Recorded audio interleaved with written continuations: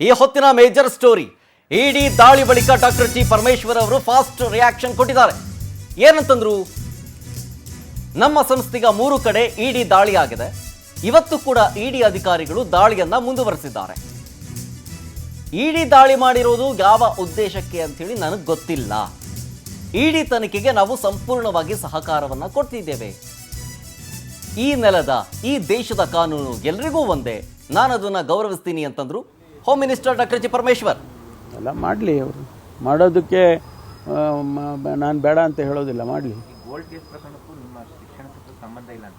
ನೋಡಿ, ನಾನು ಏನೂ ಹೇಳಕ್ಕೆ ಹೋಗಲ್ಲ, ರಿಪೋರ್ಟ್ ಬರಲಿ ಅಲ್ಲ.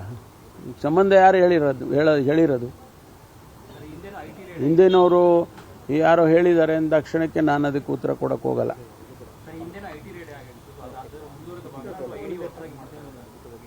ಇಲ್ಲ, ಗೊತ್ತಿಲ್ಲಪ್ಪ ನನಗೆ. ಡೀಟೇಲ್ಸ್ ಏನು ಹೇಳೋಕ್ಕಾಗೋದಿಲ್ಲ.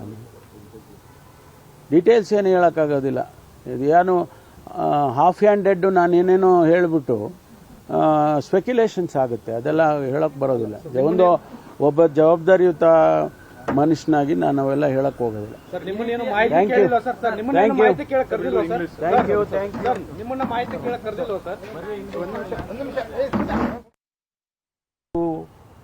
ಉದ್ದೇಶ ನಮಗೆ ಗೊತ್ತಿಲ್ಲ. ಅದರಿಂದ ನಾವು ಎಲ್ಲ ರೀತಿಯ ಸಹಕಾರವನ್ನು ಕೂಡ ಇಡಿ ಅಧಿಕಾರಿಗಳಿಗೆ ಕೊಡ್ತೇವೆ. ಅದರಲ್ಲಿ ಯಾವುದನ್ನು ಕೂಡ ಮುಚ್ಚಿಡುವಂಥದ್ದು ಯಾವುದೂ ಕೂಡ ಇಲ್ಲ. ಇದು ಒಂದು. ಎರಡನೇದು, ನಾನು ಮೊದಲಿನಿಂದನೂ ಕೂಡ ಕಾನೂನಿಗೆ ಗೌರವ ಕೊಟ್ಟುಕೊಂಡು ಬಂದಿರೋನು. ಕಾನೂನಿಗೆ, ಈ ದೇಶದ ಕಾನೂನು ಎಲ್ಲರಿಗೂ ಒಂದೇ ಕಾನೂನು, ಬೇರೆ ಬೇರೆಯವರಿಗೆ ಬೇರೆ ಬೇರೆ ಕಾನೂನಿಲ್ಲ. ದೊಡ್ಡವ್ರಿಗೊಂದು ಕಾನೂನು, ಸಣ್ಣವರಿಗೊಂದು ಕಾನೂನು, ಆ ರೀತಿ ಕಾನೂನು ಮಾಡಿಲ್ಲ. ಎಲ್ಲರಿಗೂ ಕೂಡ ಕಾನೂನು ಒಂದೇ. ಆ ಕಾನೂನನ್ನು ಗೌರವಿಸ್ತಕ್ಕಂಥವನು ನಾನು. ಆದ್ದರಿಂದ ಯಾವುದೇ ರೀತಿಯ ಸಂದರ್ಭದಲ್ಲೂ ಕೂಡ ಕಾನೂನನ್ನು ನಾನು ಗೌರವಿಸ್ತೇನೆ ಮತ್ತು ಎಲ್ಲ ರೀತಿಯ ಸಹಕಾರವನ್ನು ಕೂಡ ನಮ್ಮ ಸಂಸ್ಥೆ ಮಾಡುತ್ತೆ. ಯಾಕೆಂದರೆ ಇದು ಸಂಸ್ಥೆ, my staff to cooperate and give whatever they are asking, whatever information they are asking as far as the institutions are concerned. ಇದು ಸಂಸ್ಥೆ ವಿಚಾರ ಆಗಿರೋದ್ರಿಂದ ಸಂಸ್ಥೆ ಎಲ್ಲ ಸಹಕಾರವನ್ನು ಕೂಡ ನಾವು ಕೊಡ್ತೇವೆ.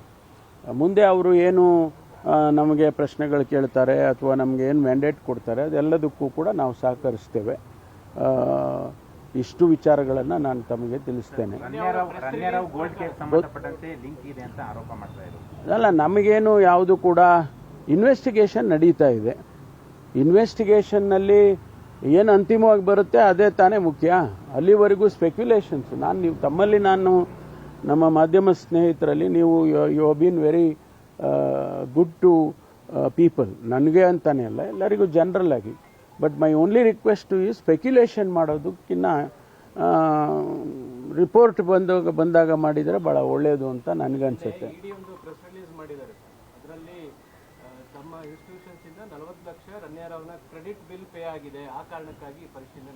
ಅಲ್ಲ, ಅವ್ರು ಮಾಡಲಿ, ಏನು ಬೇಕಾದರೂ ಅವರು ಪರಿಶೀಲನೆ ಮಾಡಲಿ. ನಾನು ಹೇಳಿದ್ನಲ್ಲ, ನಾವು ಎಲ್ಲ ರೀತಿಯ ಸಹಕಾರವನ್ನು ಕೊಡ್ತೀವಿ. ನನಗೂ ಕೂಡ ಅವರು ಸಂಸ್ಥೆಗೆ ಕೊಡಬೇಕಲ್ಲ. ಅದಾಗಿದ ಮೇಲೆ ತಿಳಿಸೋಣ. ಅಲ್ಲಿ ತನಕ ನಾವು ಯಾವುದನ್ನು ಕೂಡ ರಿಯಾಕ್ಟ್ ಮಾಡೋಕ್ಕೆ ಹೋಗೋದಿಲ್ಲ. ಇಡಿ ಅಧಿಕಾರಿಗಳು ಮತ್ತು ಕೇಂದ್ರ ಸರ್ಕಾರ ದಲಿತ ನಾಯಕರನ್ನೇ ಟಾರ್ಗೆಟ್ ಮಾಡ್ತಾ ಇದೆ. ಪರಮೇಶ್ವರ್ ದಲಿತರು ಅನ್ನೋ ಕಾರಣಕ್ಕೋಸ್ಕರವಾಗಿ ಟಾರ್ಗೆಟ್ ಮಾಡಿದ್ದಾರೆ, ಸಿಎಂ ಮತ್ತು ಸುರ್ಜೇವಾಲಾ ಹೇಳಿದ್ದಾರೆ. ಇಲ್ಲಪ್ಪ, ನನಗದು ಗೊತ್ತಿಲ್ಲ. ಅದು ನಾನೀಗ ಈ ಸಂದರ್ಭದಲ್ಲಿ ಅವೆಲ್ಲ ಹೇಳಕ್ಕೆ ಹೋಗೋದಿಲ್ಲ. ಯಾಕೆಂದರೆ ಅವರೇನು ಜಾತಿ ನೋಡ್ಕೊಂಡು ಬರ್ತಾರಾ ಅಂತ ಒಂದು ಪ್ರಶ್ನೆ ಬರುತ್ತೆ. ಅದೆಲ್ಲ ಏನು ನಾನು ಅದನ್ನು ಹೇಳೋಕ್ಕೆ ಹೋಗೋದಿಲ್ಲ. ಅವ್ರು ಹೇಳಿದರೆ ಅದು ಅವ್ರು ಯಾವ ಅರ್ಥದಲ್ಲಿ ಹೇಳಿದಾರೋ ಗೊತ್ತಿಲ್ಲ ನನಗೆ. ಅಲ್ಲಲ್ಲ, ನಾನೀಗೇನೂ ಹೇಳಕ್ಕೆ ಹೋಗೋದಿಲ್ಲ.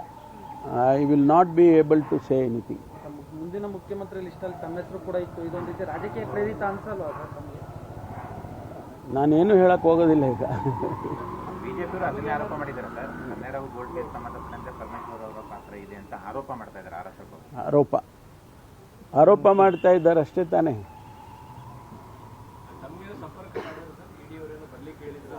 ಇಲ್ಲ, ನನಗೇನು ಹೇಳಿಲ್ಲ. ನನಗೆ ಸಂಸ್ಥೆಯಲ್ಲೇ ಎಲ್ಲವನ್ನು ವೆರಿಫೈ ಮಾಡಿಕೊಂಡು ಮಾಡ್ತಾ ಇದ್ದಾರೆ. ಇನ್ನೂ ಇದ್ದಾರೆ ಅಲ್ಲೇ, ಅವರು ವೆರಿಫೈ ಮಾಡ್ತಿದ್ದಾರೆ.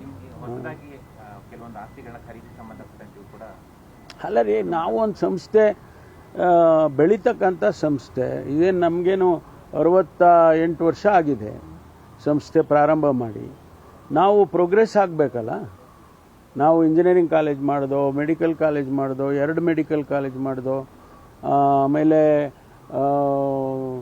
ಇತ್ತೀಚೆಗೆ ಮತ್ತೊಂದು ಇಂಜಿನಿಯರಿಂಗ್ ಕಾಲೇಜು, ಅದು ನಮ್ಮ ಅವರು ಪರಿಚಯದವರೇ, ನಮ್ಮ ಶಾಸಕರಾಗಿದ್ದಂಥವರು ಶಫಿ ಅಹಮದ್ ಸಾಹೇಬರು, ಅವರು ಮುಚ್ಚುವ ಸ್ಥಿತಿಗೆ ಬಂದಿತ್ತು. ಅದನ್ನು ನನ್ನ ಹತ್ರ ಬಂದವರು ಕೇಳಿಕೊಂಡ್ರು, ನಮಗೆ ಮುಚ್ತಾ ಇದ್ದೀವಿ, ದಯವಿಟ್ಟು ನೀವಾದರೂ ತೊಗೊಳ್ಳಿ, ನಡೆಸಿ.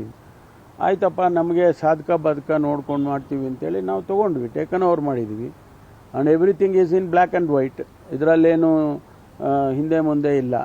ಮತ್ತು ಆ ಸಂಸ್ಥೆಯನ್ನು ಈಗ ಪುನಶ್ಚೇತನ ಮಾಡ್ತಾ ಇದ್ದೀವಿ. ನಮ್ಮ ಸಿದ್ಧಾರ್ಥ ಸಂಸ್ಥೆಯಲ್ಲಿ 40,000 ಇಂಜಿನಿಯರ್ಸ್ ಆಚೆ ಬಂದಿದ್ದಾರೆ ಕಳೆದ 35 ವರ್ಷದಲ್ಲಿ, ಮತ್ತು 10,000 ಡಾಕ್ಟರ್ಸ್ ಆಚೆ ಬಂದಿದ್ದಾರೆ. ನಮ್ಮದೇನೋ ಒಂದು ಅಳಿಲಸೆ, ನಮ್ಮ ತಂದೆಯವರು ಮಾಡಿದ್ದು ಈ ಸಂಸ್ಥೆ. ನಮ್ಮ ಮಲ್ಲಿಕಾರ್ಜುನ್ ಖರ್ಗೆ ಅವರು ಕೂಡ ಅಧ್ಯಕ್ಷರಾಗಿದ್ದರು, ಮಲ್ಲಿಕಾರ್ಜುನ್ ಸ್ವಾಮಿಯವರು ಅಧ್ಯಕ್ಷರಾಗಿದ್ದರು. ಹಾಗಾಗಿ ನಮಗೆ ಆ ಸಂಸ್ಥೆಯನ್ನು ಬೆಳಿಬೇಕು ಅಂತಕ್ಕಂಥದ್ದು, ಬೆಳೆಸಬೇಕು ಅಂತ. ಅದನ್ನು ಅದೇ ತಪ್ಪು ಅಂದರೆ ಹೇಗಾಗುತ್ತೆ? ವರ್ಷಗಳಿಂದ ನಡೀತಾ ಇದೆ ಸಂಸ್ಥೆ, ಈಗ ಇಡಿಯವರು ಅದರಲ್ಲಿ ತಪ್ಪು ಹೋಗಿದ್ದಾರೆ ಅಂತೇಳಿ ಸುದ್ದಿಯವರು ಟೀಕೆ ಮಾಡ್ತಾರೆ. ಎಲ್ಲ ಮಾಡಲಿ, ಅವರು ಮಾಡೋದಕ್ಕೆ ನಾನು ಬೇಡ ಅಂತ ಹೇಳೋದಿಲ್ಲ, ಮಾಡಲಿ. ಗೋಲ್ಡ್ ಕೇಸ್ ಪ್ರಕರಣಕ್ಕೂ ನಿಮ್ಮ ಶಿಕ್ಷಣಕ್ಕೂ ಸಂಬಂಧ ಇಲ್ಲ ಅಂತೀರಾ ಸರ್? ನೋಡಿ, ನಾನು ಏನೂ ಹೇಳಕ್ಕೆ ಹೋಗಲ್ಲ, ರಿಪೋರ್ಟ್ ಬರಲಿ ಅಲ್ಲ. ಸಂಬಂಧ ಯಾರು ಹೇಳಿರೋದು? ಹಿಂದಿನವರು ಯಾರೋ ಹೇಳಿದ್ದಾರೆ ಅಂದ ತಕ್ಷಣಕ್ಕೆ ನಾನು ಅದಕ್ಕೆ ಉತ್ತರ ಕೊಡೋಕ್ಕೆ ಹೋಗಲ್ಲ.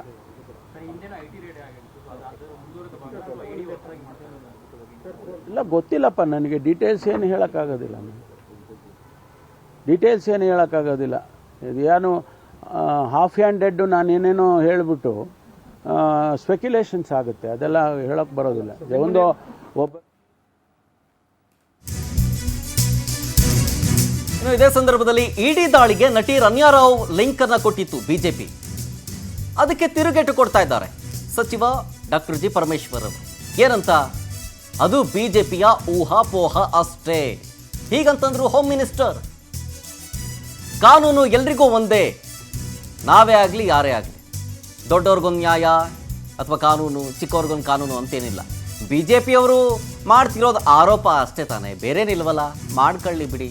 ಸತ್ಯತೆ ಏನು ಅಂತ ಹೇಳಿ ಹೊರಗೆ ಬರುತ್ತೆ ಅಂತಂದ್ರು ಡಾಕ್ಟರ್ ಜಿ ಪರಮೇಶ್ವರ್ ಅವರು. ಡೀಟೇಲ್ಸ್ ಕೊಡ್ತಾರೆ ಇದ್ರ ಬಗ್ಗೆ ನಮ್ಮ ಪ್ರತಿನಿಧಿ ದೀಪಾ ಕುಕ್ಕುವಾಡ ಲೈವ್ನಲ್ಲಿದ್ದಾರೆ. ದೀಪಾ, ಹೋಮ್ ಮಿನಿಸ್ಟರ್ ರಿಯಾಕ್ಷನ್ ನೋಡಿದ್ವಿ, ಈಗ ಇಡಿ ಅಧಿಕಾರಿಗಳು ಪರಿಶೀಲನೆ ಮಾಡ್ತಾ ಇದ್ದಾರೆ. ಇದಕ್ಕೆ ಸಂಬಂಧಪಟ್ಟಂತೆ ಏನಾದರೂ ಕರೆದಿದ್ದಾರಾ ವಿಚಾರಣೆಗೆ?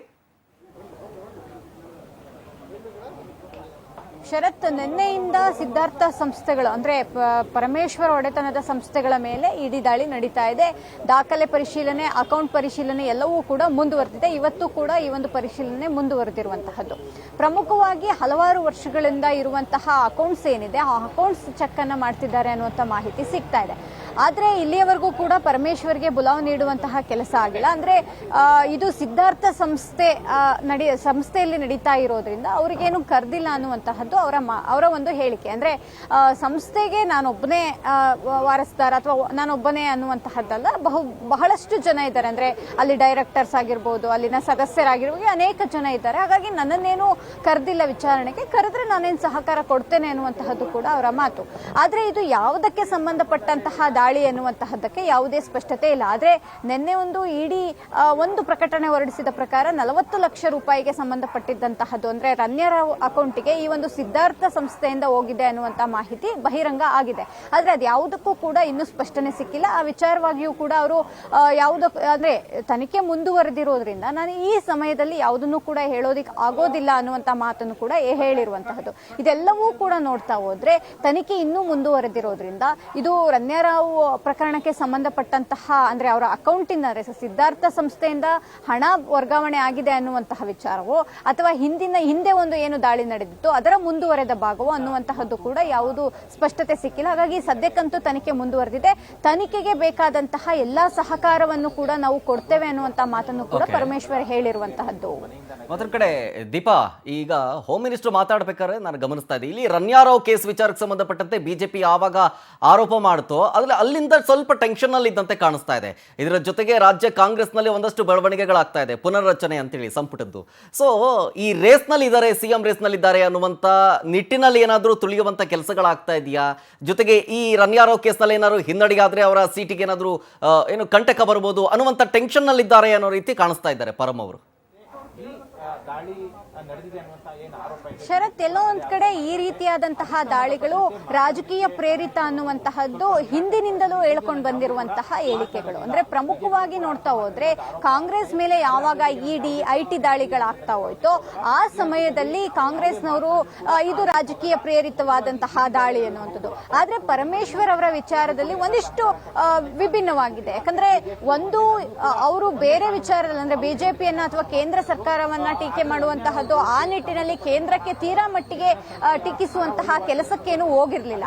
ಆದ್ರೆ ಈ ದಾಳಿಯ ಹಿಂದೆ ಅನ್ನುವಂತಹ ವಿಚಾರವನ್ನ ನೋಡ್ತಾ ಹೋದ್ರೆ ನಿಜಕ್ಕೂ ಆ ರೀತಿಯಾದಂತಹ ವ್ಯವಸ್ಥೆಯಿಂದಲೇ ಈ ದಾಳಿ ನಡೆದಿದೆಯಾ?